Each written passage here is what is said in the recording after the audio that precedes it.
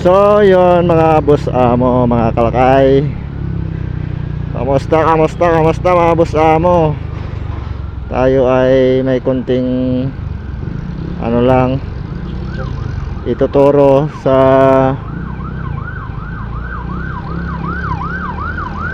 ating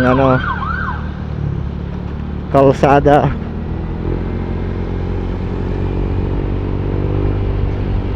So ayan guys, nakikita nyo broken lane yan. Ibig sabihin putol-putol yung broken lane. Pwedeng lumipat ng linya. Yan guys, pag broken lane pwedeng lumipat ng linya.